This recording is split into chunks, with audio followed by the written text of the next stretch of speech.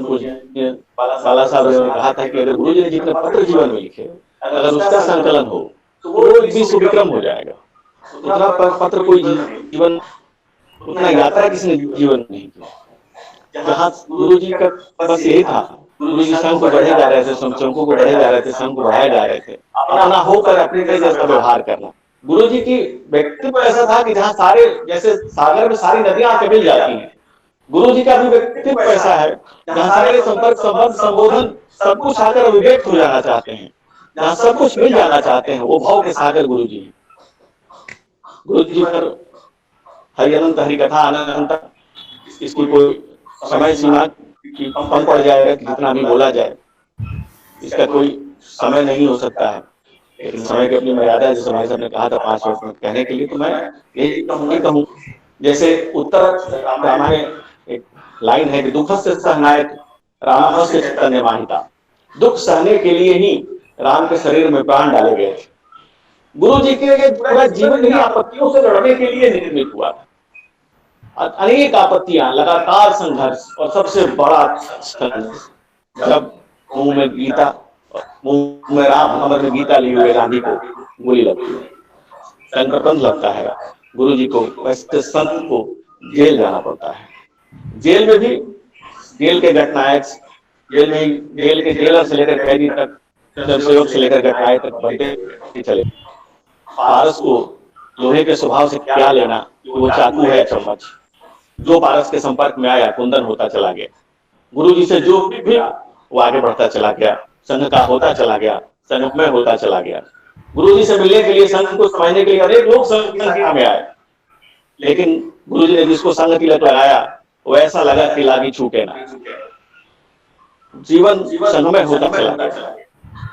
इस तरह से हम ब्रह्मास्मि शब्द है, उसी तरह से संघ माननीय MG वैद जिन्होंने पुस्तक की प्रस्तावना लिखी है, उनका शब्द अहम संघोस्मि, मैं संघ में और संघ मुझ में, जो मैं संघ है और जो संघ है वही मैं। जीवन का संघमय हो जाना, यही जीवन की, यही जीवन की अंतिम सार्थकता है। मैं अपनी बात को विराम देता हूँ, सभी को प्रणाम करता हूँ। प्रभात जी। धन्यवाद धनंजय जी। परम पूज्य श्री गुरु जी पर यह पुस्तक लिखकर आपने एक युवा पीढ़ी पर एक उपकार किया है, क्योंकि प्रायः हमारी नई पीढ़ी परम पूज्य श्री गुरु जी के बारे में इतनी परिचित नहीं है, अनभिज्ञ है। यह पुस्तक उनका प्रबोधन कर सकेगी, ऐसी मैं कामना करता हूँ। हमारे मध्य में आदरणीय मंगल पांडे जी हैं, अब बिहार के स्वास्थ्य मंत्री हैं, पूर्व भाजपा प्रदेश अध्यक्ष हैं। छात्र जीवन से ही आप समझते जुड़े और अनेक महत्वपूर्ण पदों पर आप आसीन रहे। आपकी समाजधार्मिकता सबको अपने साथ लेकर चलने की प्रकृति और प्रवृत्ति को बढ़ाने वाली है। मैं उनसे आग्रह करता हूँ, कृपया अपना उद्बोधन दे माननीय मंगल पांडे।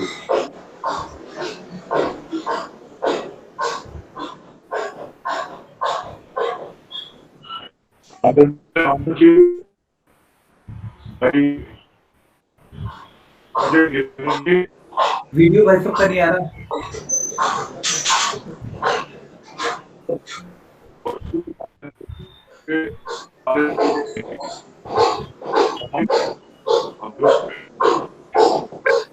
देखिए वीडियो नहीं आ रहा उनका, आवाज नहीं आ रही मुझे भाई सबकी। आवाज नहीं आ रही।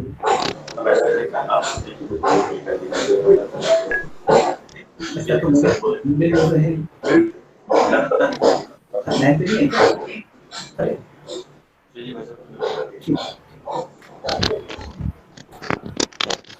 मुझे लगता है मंगल जी भाई शायद अभी लाइन तो नहीं है, उनका वीडियो भी नहीं देखा, उनका शो भी सुनाई नहीं दे रहा।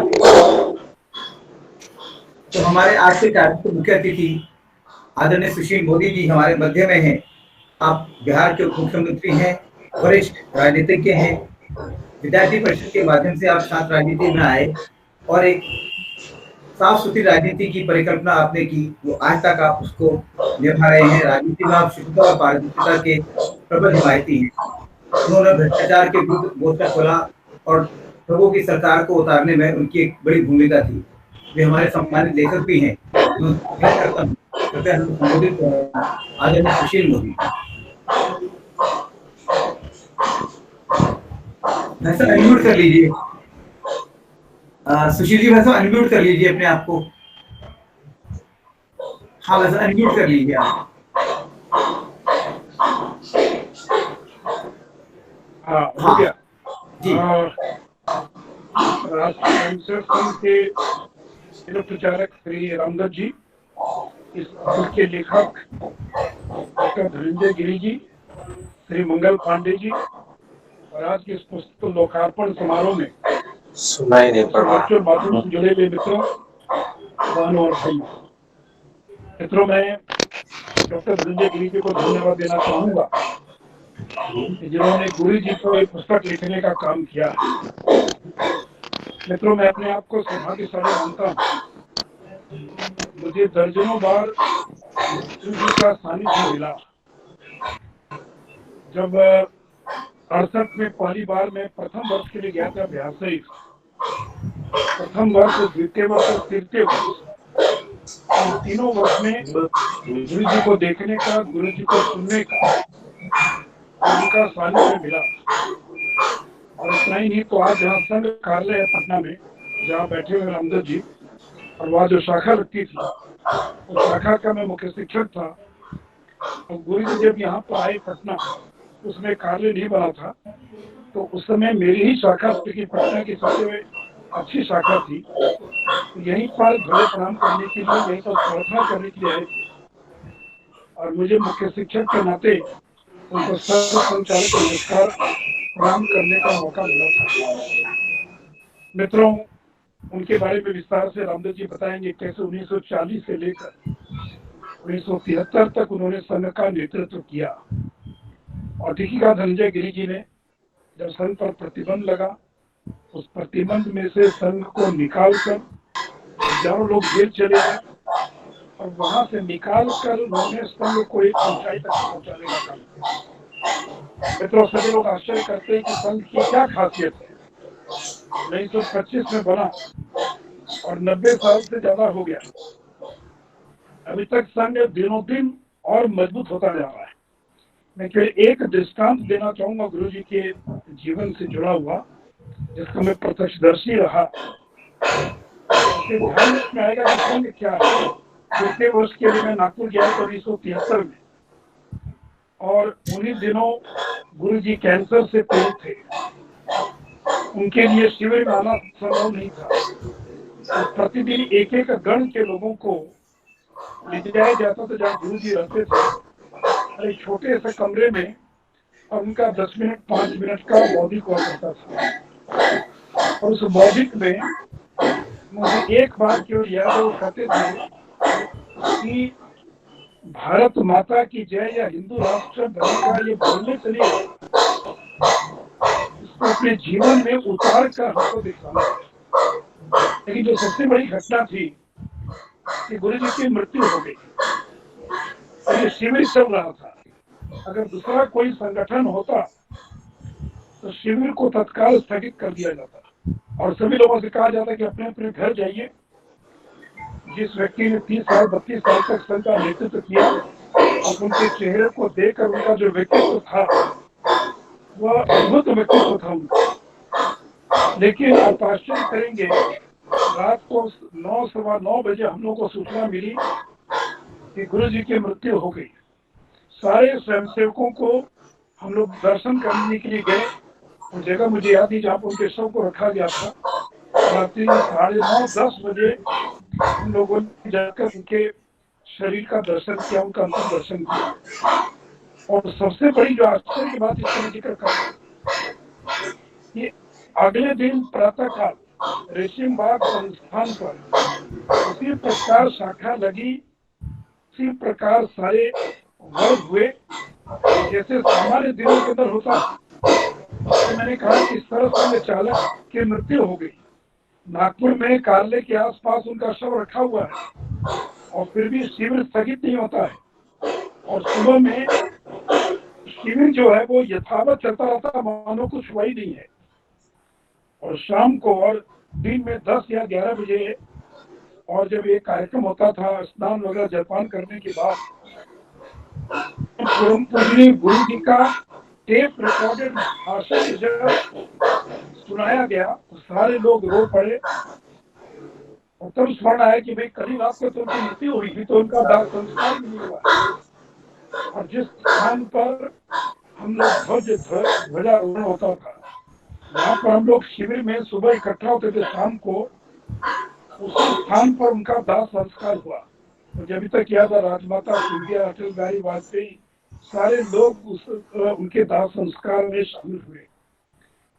और अगले दिन सुबह फिर यथावत वो शिविर यूं ही चलता रहा, यानी उनके शरीर की जो राख थी वो ठंडी भी नहीं हुई, उसमें अभी भी लौ थी, लेकिन यथावत शिविर। ये है संघ की ताकत, ये है संघ की ताकत कि सर्वोच्च व्यक्ति की मृत्यु होगी तो भी कोई काम नहीं रुकेगा, सारी चीजें यथावत चलती रहेगी।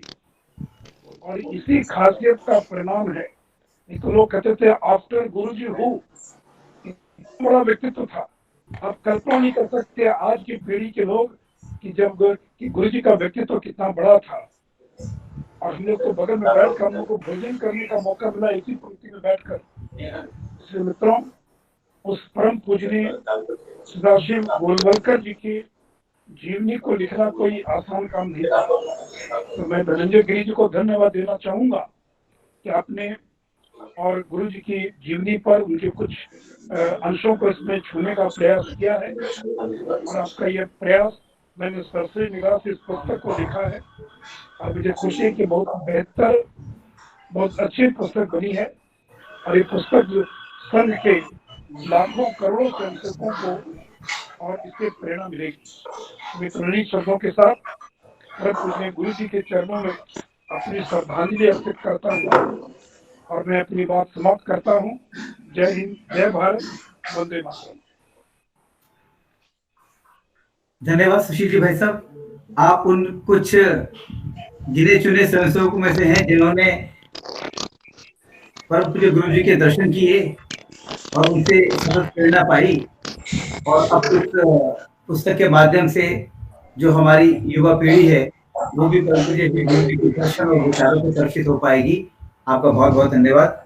अब हम पुस्तक का लोकार्पण संपन्न करते हैं। मैं अनुरोध करता हूँ माननीय रामदत्त जी भाई साहब से कि कृपया इस पुस्तक का लोकार्पण करें। भाई साहब आप भी पुस्तक अपने हाथ में ले लें, मुंडा जी भाई साहब भी अपनी पुस्तक हाथ में ले लें, पीयूष जी आप भी पुस्तक हाथ में ले लीजिए।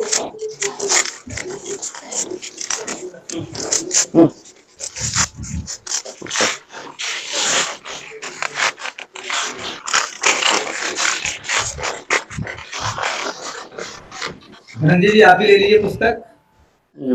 मंगल जी भाई साहब भी पुस्तक ले लेंगे सब। तो ये एक बिल्कुल, और मुझे लगता है कोई एक ऐसी एक, सुशील जी भाई साहब आपकी पुस्तक भी आपके,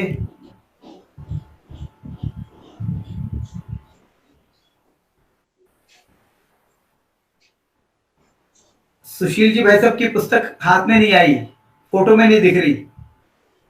वो लोकार्पण की तस्वीर में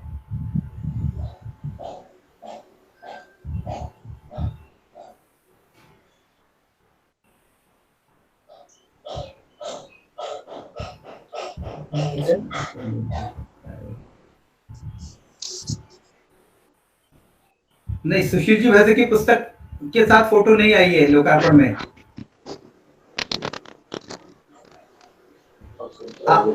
सुशील जी भाई साहब आवाज आ रही है? पुस्तक की प्रति अगर आप भी अपने हाथ में ले लेंगे तो ये फोटो में ये आ जाएगी। हमारे लिए बिल्कुल ऐतिहासिक पुस्तक अवसर है ये कि पटना से लोकार्पण हो रहा है। और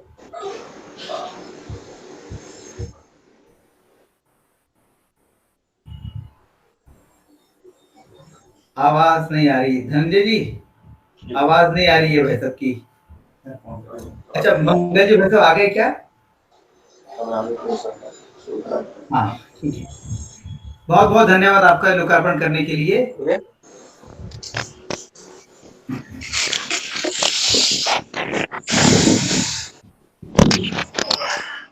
हमारा विशेष सौभाग्य कि आज वरिष्ठ प्रचारक और लाखों स्वयंसेवकों का मार्गदर्शन करने वाले आदरणीय रामदेव जी भाई साहब हमारे मध्य में हैं। आप एमएससी गणित हैं और अनेक वर्षों से आप समाज जीवन में सबका प्रबोधन और मार्गदर्शन कर रहे हैं। सन 2014 से आप झारखंड और बिहार के क्षेत्रीय प्रचारक भी हैं। तो उनसे आग्रह करता हूँ, कृपया अपने संबोधन से हमारा मार्गदर्शन करें। माननीय श्री रामदास चटर्जी। नमस्कार। प्रभात प्रकाशन द्वारा आयोजित इस पुस्तक के लोकार्पण कार्यक्रम में मंच पर विराजमान बिहार प्रदेश के उप मुख्यमंत्री आदरणीय सुशील मोदी जी, बिहार प्रदेश के स्वास्थ्य मंत्री आदरणीय मंगल पांडे जी, प्रभात प्रकाशन के प्रमुख आदरणीय प्रभात जी और इस पुस्तक के लेखक और मित्र आदरणीय धनंजय गिरी जी, उपस्थित आत्मीय विद्वज्जन, अन्य श्रोता बंधुओं, मैं प्रभात प्रकाशन को बहुत बहुत साधुवाद देना चाहता हूं कि आज एक महत्वपूर्ण अवसर पर इस पुस्तक के लोकार्पण का कार्यक्रम रखा। बंधु, आज 14 सितंबर है। 14 सितंबर वास्तव में हिंदी दिवस का कार्यक्रम है। सारे देश भर के अंदर हिंदी यह राजभाषा 1949 में होनी चाहिए, यह संविधान के अंदर प्रस्ताव हुआ था। उसके उपलक्ष्य में सारे देश भर में यह कार्यक्रम आयोजित होता है।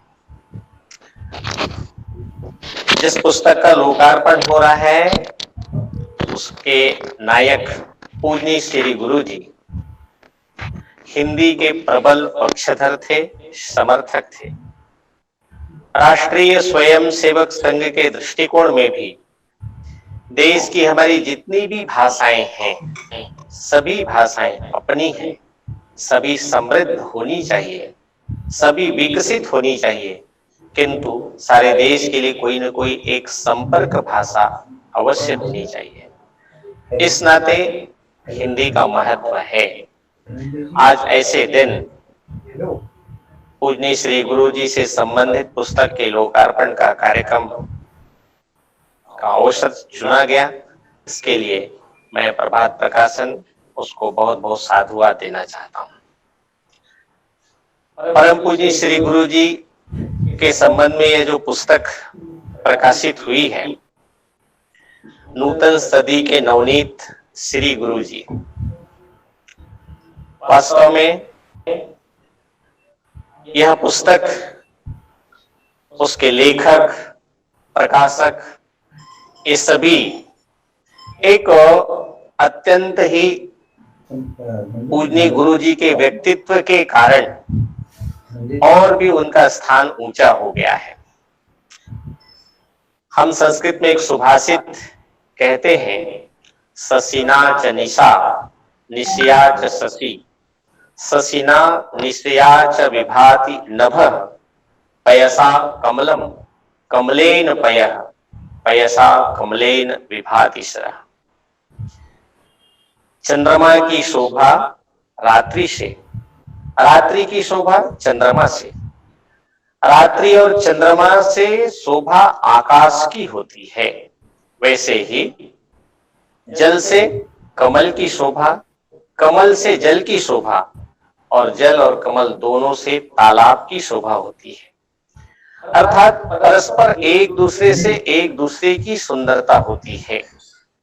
परम पूज्य श्री गुरु जी का व्यक्तिमत्व इतना विशाल है, उनके विषय में जो भी लिखेगा वह भी सुंदर ही होगा और जो प्रकाशक है वह भी सुंदर ही होगा। प्रभात प्रकाशन एक बड़ा स्थान, बड़ा नाम है, बड़ा स्थान है उनका।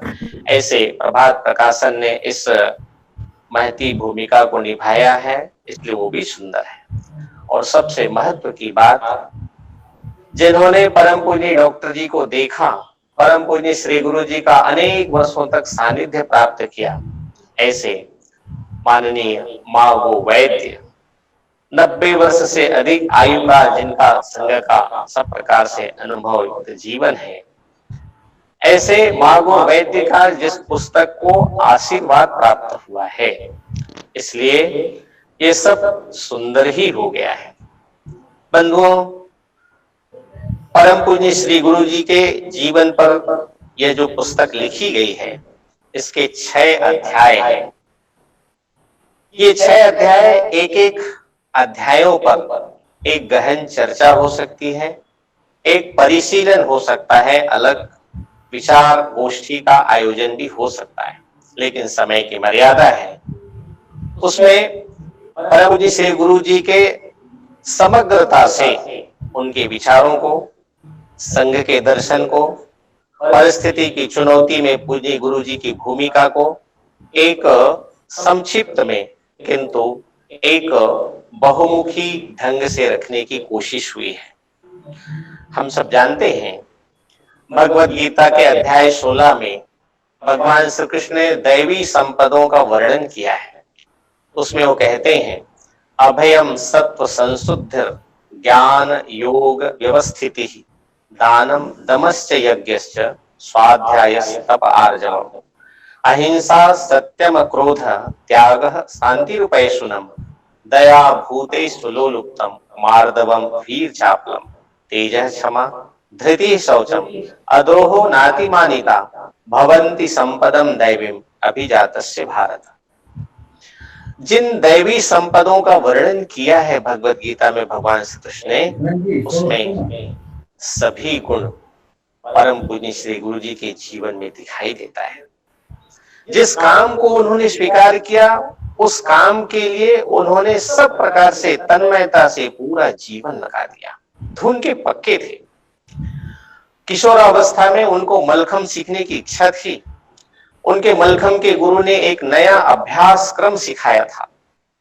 उस अभ्यास क्रम को पूरा सीखने के लिए रात हो गई, अंधेरा घिर आया, फिर भी घर नहीं पहुंचे थे। घर में ताई जी भाऊजी परेशान, कहाँ गए, खोजते खोजते व्यायामशाला में मिले। तो व्यायामशाला में जब उनके गुरुजी थे व्यायाम के शिक्षक, उन्होंने जब देखा कि माधव अब तुम्हारा व्यायाम सिद्ध हो गया, अब तुम जाओ घर। अर्थात नए व्यायाम को भी पूरी तरह सीखने के लिए उन्होंने पूरा समय दिया। ऐसे ही जब वो सारगाछी आश्रम से आए तो उन्होंने घर के अंदर बैठकर एक प्रबंध लिखा, हम और हमारी राष्ट्रीयता, we or our nationhood defined. इस पुस्तक में भी उसका उल्लेख हुआ है। उस पुस्तक को जब लिखने बैठे तो 48 घंटे तक लिखते रहे। 48 घंटे में न भोजन, न कुछ, न जलपान, कुछ भी नहीं, न विश्राम किया। ताई जी परेशान, आखिर क्या हो गया मधु को? वो चाय भेजती थी, चाय पीते थे और फिर लिखने के लिए लग जाते थे। 48 घंटे बाद जब उसका प्रबंध पूरा हुआ तो मधु ने कहा, ताई मुझे भूख लगी है। तो ताई ने कहा, अब आया मेरा बेटा मधु धरातल पर। लिखता है तो लिखता ही लिखता है, पढ़ता है तो पढ़ता ही पढ़ता है, धुन का पक्का है। एक बार बाबा राव सावरकर की एक प्रसिद्ध पुस्तक थी, राष्ट्र मीमांसा। उसमें हिंदुत्व ही राष्ट्रीयत्व है, इसका बखूबी वर्णन किया था। 125 पेज की पुस्तक थी। विश्वनाथ राव चाहते थे कि इस पुस्तक का अंग्रेजी में अनुवाद हो ताकि प्रबुद्ध लोगों के पास पहुंचे। यह विचार भैया जी दाणी को उन्होंने निवेदन किया। भैया जी दाणी ने कहा कि इस पुस्तक का अनुवाद यदि कर सकने की पात्रता यदि है तो माधवराव है, क्योंकि उनका अंग्रेजी भाषा पर बड़ा प्रभुत्व है, उनको कहो। माधवराव को बुलाया विश्वनाथ राव ने। उन्होंने कहा कि माधवराव, इस पुस्तक का आपको अनुवाद करना है। भैया जी दाणी का भी मत है ये पुस्तक बाबा राव सावरकर की है और ये पुस्तक अंग्रेजी में यदि अनुदित होता है तो अच्छे विचारवान लोगों के पास भी साहित्य जा सकेगा, उससे उसके दृष्टि में बदल आ सकेगा। देखो ये पुस्तक। उन्होंने पूरे पेपर दे दिए और पुस्तक दे दिए, मैं देखता हूं। माधवराव सदाशिवराव गोलवलकर उस किताब को ले आए और पूरे कागज ले आए और प्रातःकाल फिर से विश्वनाथ राव के घर में पहुंच गए। विश्वनाथ राव ने कहा, अरे माधवराव, वो किताब तो बड़े महत्व की है, उसका अनुवाद आप कर सकते हैं, आप एक बार अनुवाद शुरू करेंगे तो जरूर करेंगे। तो माधवराव ने कहा कि उस पुस्तक का मैंने अनुवाद कर लिया है। अच्छा, रात भर में तुमने उस पुस्तक का अनुवाद भी कर लिया? उन्होंने उस अनुवाद किए हुए पेपरों को उन्होंने देखा। विश्वनाथ राव ने उन्हें कहा कि वाह, कितना सुंदर, बहुत अच्छा। ऐसे धुन के पक्के परम पूज्य श्री गुरु जी थे। पूज्य डॉक्टर जी ने उनके हाथ में हाथ देकर कहा था, माधवराव, तुम मुझे वचन दो कि राष्ट्रीय स्वयंसेवक संघ की धुरी को अब आगे तुम ही संभालोगे। पूज्य डॉक्टर जी का हाथ पकड़कर माधवराव ने उनको अभी वचन दिया कि मैं वचन देता हूं कि आगे आपके काम को पूरा करूंगा। पूज्य गुरु जी ने जीवन के आखिरी क्षण तक, आखिरी सांस तक डॉक्टर जी को दिए हुए वचन को पूरा किया। 1940 से 1973 33 वर्ष लगातार उन्होंने साधना की। संघ को और राष्ट्र को एक प्रकार से अपने जीवन में उन्होंने आत्मसात कर लिया। संघ की शाखा आखिरी दिन तक उनकी हुई। वो एक कालखंड में जब कई कार्यकर्ताओं ने कहा, शाखा की क्या आवश्यकता है, देश तो स्वतंत्र हो गया, उन्होंने कहा, जिसको जाना हो वो चले जाएं, मैं शून्य से फिर इस काम को खड़ा करूंगा और संघ का कार्य यह ईश्वरीय कार्य है, इसको करना ही है। परम पूज्य श्री गुरु जी आखिरी दिन तक शाखा करते रहे। वे राष्ट्र के साथ भी एकाकार थे। उनके दाहिने हाथ में बहुत कष्ट होता था, दर्द होता था। कार्यकर्ता पूछते थे, दर्द का इलाज क्यों नहीं करा लेते? पूज्य गुरु जी कहते थे, जब से मातृभूमि का विभाजन हुआ है तभी से दर्द बना हुआ है। अब ये दर्द शरीर के साथ ही जाएगा, क्योंकि भारत माता का एक अंग कट गया, तब से ये दर्द शुरू हुआ है। ऐसे देश के साथ एकाकार थे। बंधुओं, एक बार विजयवाड़ा में संघ शिक्षा वर्ग चल रहा था। रात को 12-1 बजे तक गुरुजी सोए नहीं थे। वहां के कार्यकर्ताओं ने गुरुजी से पूछा, आप सोए क्यों नहीं, आपको नींद क्यों नहीं आ रही? उन्होंने कहा, पंडित जवाहरलाल नेहरू नागालैंड में गए थे, वहां मिजो समर्थकों ने नागालैंड को अलग राज्य, अलग देश बनाने की बात की। तो पंडित नेहरू ने उनको झिड़क दिया, उनको डांट दिया, तो सारे लोग सभा छोड़कर चले गए। ये तो केवल प्रधानमंत्री का अपमान नहीं है, ये राष्ट्र का अपमान है। मेरा मन व्याकुल हो रहा है इसके कारण। और जब इंग्लैंड गए, वहां भी भारत के लोगों ने नेहरू जी को काले झंडे दिखाए, तो भी गुरु जी का मन व्यथित हो गया। उन्होंने कहा कि नेहरू जी वहां पर कांग्रेस के नेता के तौर पर नहीं गए थे, वास्तव में भारत के प्रमुख के। ऐसे अनेक प्रकार के राष्ट्रीय चुनौती के समय परम पूज्य श्री गुरु जी ने इस देश का नेतृत्व किया। विश्व हिंदू परिषद की स्थापना, परम पूज्य श्री गुरु जी के कुशल मार्गदर्शन, भारतीय मजदूर संघ, भारतीय जनसंघ, वनवासी कल्याण आश्रम, अखिल भारतीय विद्यार्थी परिषद, विद्या भारती जैसे आज विशाल वट वृक्ष बने हुए जो संगठन है, उन सब संगठनों का उस समय निर्माण हुआ। उसमें परम पूज्य श्री गुरु जी की बड़ी महती भूमिका है।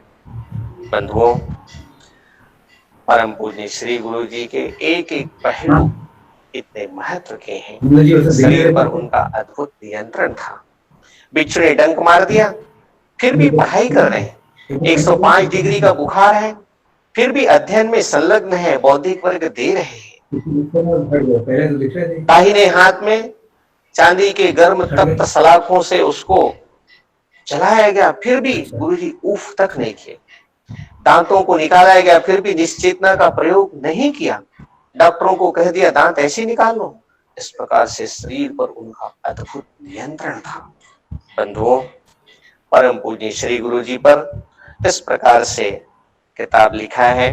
धनंजय जी भी बहुत साधुवाद के पात्र हैं, जिन्होंने काफी परिशीलन करके 21वीं सदी की चुनौती के परिप्रेक्ष्य में उन्होंने अध्ययन भी किया और परम पूज्य श्री गुरु जी जैसे नवनीत नूतन सदी के इस रूप में गुरु जी के जीवन को हम सब पाठकों के बीच में लाया है। आज की चुनौती बहुत गंभीर है। उस समय के अनेक प्रश्नों को समाधान की दिशा मिली है। राम मंदिर का निर्माण शुरू हुआ है, धारा 370 समाप्त हुआ है, जिसके लिए संघ के स्वयंसेवकों ने अप्रतिम बलिदान दिए, किंतु अभी भी बहुत कुछ करना शेष है।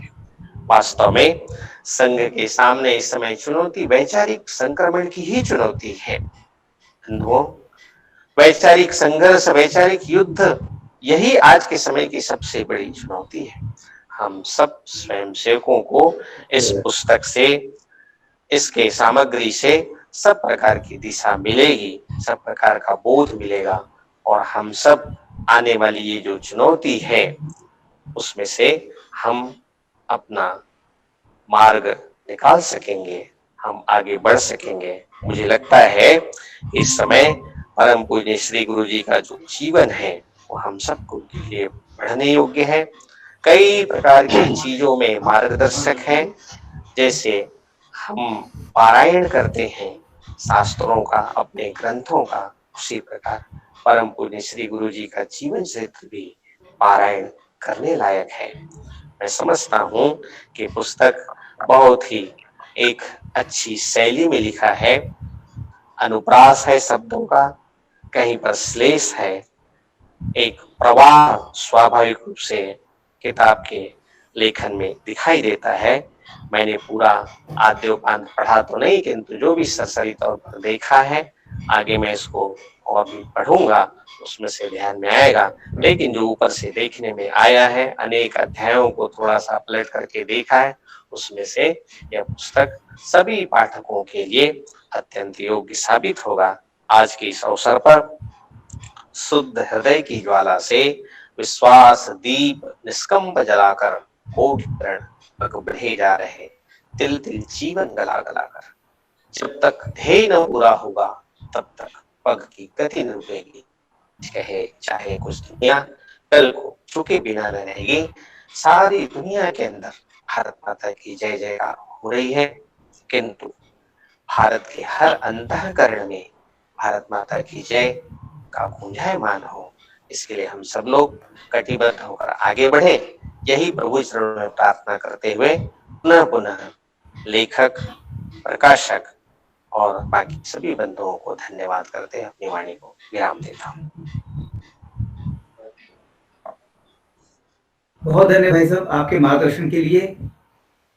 आप तो वो लोग हैं, उस पीढ़ी के हैं जिन लोगों ने परम पूज्य श्री गुरु जी को देखा है, उनके साथ काम किया है, और हम आप में उनकी छवि देखते हैं। आपने जो वैचारिक संक्रमण की बात कही, ये पुस्तकें एक विनम्र प्रयास हैं उस अभाव की पूर्ति के लिए कि जो हमारा विचार साहित्य इस समय उपलब्ध नहीं है, उस विचार साहित्य को हम लोगों तक पहुंचा सकें, ऐसा प्रयास प्रभात प्रकाशन के माध्यम से हम करते हैं। संस्कार और विचार देने वाली पुस्तकें समाज में लोगों को उपलब्ध हों, इस दिशा में आप सबका सतत मार्गदर्शन हमको मिलता है। मैं हृदय से आभार व्यक्त करता हूँ माननीय रामदास जी भाई साहब का। अपनी इतनी व्यस्तता के बावजूद उन्होंने समय निकाला, इस कार्यक्रम में आशीर्वाद दिया, पुस्तक का लोकार्पण करना स्वीकार किया। मैं आपके प्रति आभार व्यक्त करता हूँ। आदरणीय सुशील जी, इस समय वहाँ चुनाव का माहौल है, बड़ी भारी व्यस्तता है, पर फिर भी वे हमसे जुड़े, अपना शुभाशीष हमको दिया, तो उनके प्रति भी अपनी कृतज्ञता ज्ञापित करता हूँ। मंगल जी भाई साहब भी बीच में जुड़े थे, परंतु शायद ये तो कुछ चुनावी कार्यक्रम वहाँ प्रारंभ हो गए हैं, उसकी व्यस्तता के चलते उनको बीच में जाना पड़ा, और उनके प्रति भी अपना आभार व्यक्त करता हूँ। लेखक के प्रति तो आभार व्यक्त करना आवश्यक है, क्योंकि उन्होंने हमें अवसर दिया पुस्तक प्रकाश करने के लिए, और फेसबुक के माध्यम से जुड़े सभी दर्शकों और पाठकों का मैं हृदय से आभार व्यक्त करता हूँ। यूट्यूब के माध्यम से वे लोग इस कार्यक्रम को देख पाए कि तकनीक का इतना बड़ा विस्तार हुआ है, कि एक कार्यक्रम पटना, दिल्ली में और पूरे देश भर से लोग देख रहे हैं, तो मैं हृदय से आपका प्रति आभार और आशा करता हूँ ये पुस्तक समाज को एक दिशा देगी, परम पूज्य श्री गुरु जी के व्यक्तित्व से लोगों को परिचित कराएगी और एक जो हम एक उन्नत भारत, परम वैभवशाली भारत की परिकल्पना करते हैं, वो उसको साकार करने में सहायक सिद्ध होगी। एक अपना आप सबके प्रति अपना आभार व्यक्त करते हुए मैं अपनी वाणी को विराम देता हूँ। बहुत बहुत धन्यवाद। नमस्कार।